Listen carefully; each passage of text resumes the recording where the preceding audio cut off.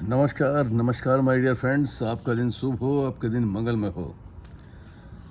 उम्मीद करता हूँ कल गुरु पूर्णिमा थी। इस गुरु पूर्णिमा को बड़े ही उल्लास के साथ आपने मनाया होगा और आपने अपने जीवन में जिनको भी गुरु माना होगा उनका आदर सम्मान के साथ उनको स्मरण किया होगा या उनको पूजित किया होगा। दोस्तों, संस्कृत में कहा गया है कि जो गु का अर्थ है वो है ज्ञान, अंधकार, और जो रू है उसका मतलब है प्रकाश, मतलब ज्ञान। गुरु गुरु शब्द जो इसीलिए बना है कि गुरु जो है अंधकार, अज्ञानता से आपको प्रकाश की तरफ ले जाता है। इसलिए गुरु का आपके जीवन में बहुत विशेष महत्व होता है। वेदव्यास जी की जयंती पर आषाढ़ मास में पूर्णिमा में हम सभी गुरु पूर्णिमा के रूप में ये पर्व मनाते हैं। और वास्तव में ये जो गुरु शिष्य परंपरा है ये भारत के इतिहास में जीवंत परंपरा है और गुरु का एक अलग स्थान है, एक अलग उनका औरा है।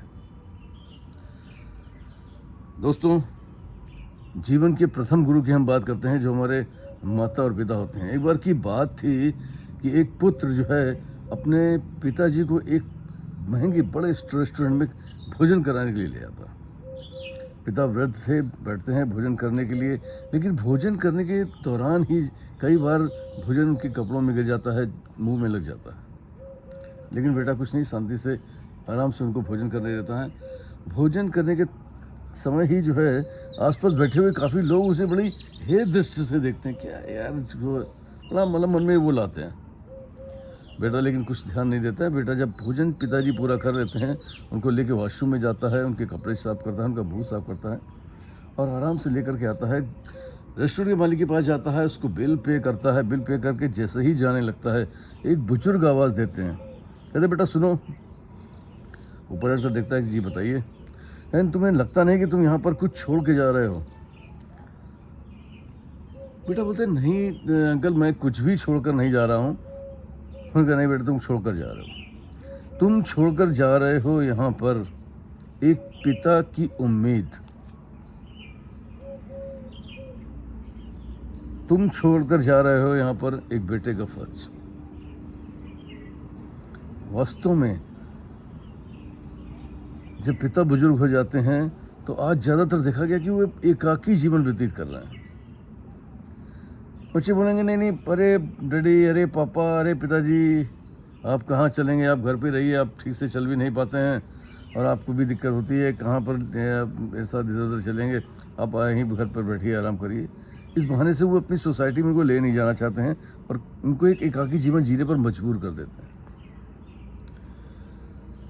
यह शायद आपको नहीं होगा लेकिन आप देखते होंगे तो इसका एहसास आपको जरूर होता होगा कि जब आप छोटे थे तो यही पिताजी जो आपके हैं अपनी गोद में उठाकर तुमको हर जगह ले जाया करते थे।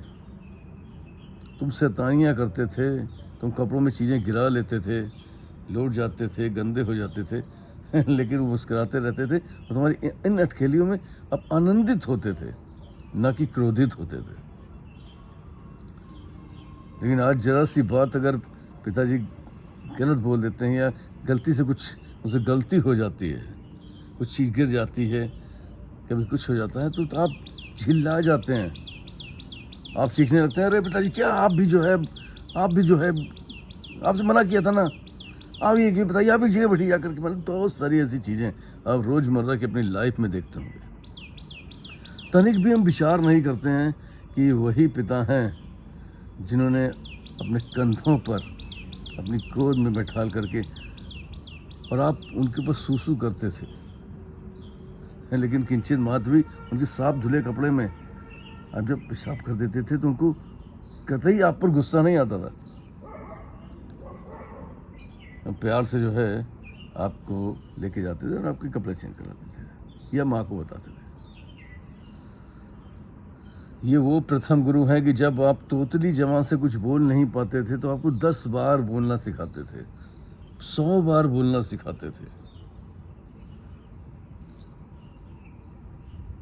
ये वही गुरु हैं जो आपको इस संसार में चलना सिखाते हैं, आप गिर जाते हैं, आपके पैर कमज़ोर होते हैं, अटखलाते हैं और गिर पड़ते हैं, लुढ़क जाते हैं, फिर उससे उठाते हैं और उंगली पकड़ के धीरे धीरे चलना सिखाते हैं।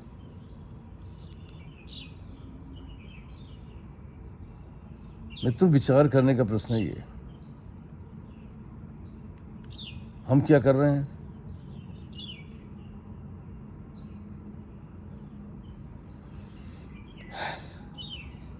एक बार अपने अंदर झांकिए और महसूस करिए और देखिए कि आज से पुरातन समय में वृद्धाश्रम जैसी चीज़ नहीं हुआ करती थी। आज कितने सारे वृद्धाश्रम, वहाँ पर रहने वाले बेचारे बुजुर्ग, कई पेट, कई अनपेट, कई सहतार्थ खुल रहे हैं। आपके होते हुए ऐसा क्यों हो रहा है? ये आज जो हम बिहेव कर रहे हैं, क्या महसूस नहीं करते हैं कि कल हम ही बुजुर्ग होंगे और ये बिहेव मेरे साथ होगा तो कैसा कैसा फील करेंगे? अरे ये वो धरोहर हैं जो सिर्फ घर के अंदर अगर रखे हुए हैं, बैठे हुए हैं, तो निश्चित तौर पर मान के चलिए कि जीवन की वो सारी बलाएं जो तुम्हारी तरफ आती हैं ना, उनको रोक देने की शक्ति आज भी इनके अंदर विद्यमान है। अपने माता पिता जो आपके जीवन के प्रथम गुरु हैं, उनका चरण वंदन करिए, प्रतिदिन उनका आशीष दीजिए, विश्वास करिए कि कभी भी लाइफ में जो है आप फेल नहीं होंगे।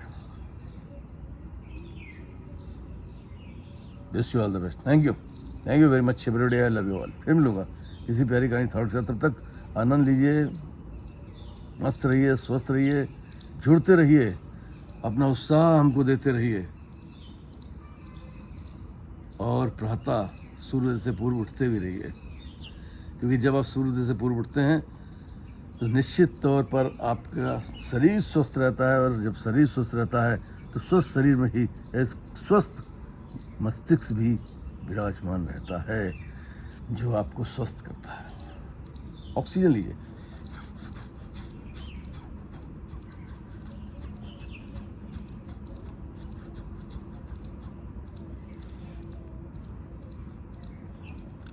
थोड़ा बहुत, कोई बॉडी बिल्डर आपको थोड़ी ना बनना है, आपको दंगल करने नहीं जाना है, लेकिन इतना सा रखिए कि आप अपने आप को हैप्पी रख सकें। नमस्कार।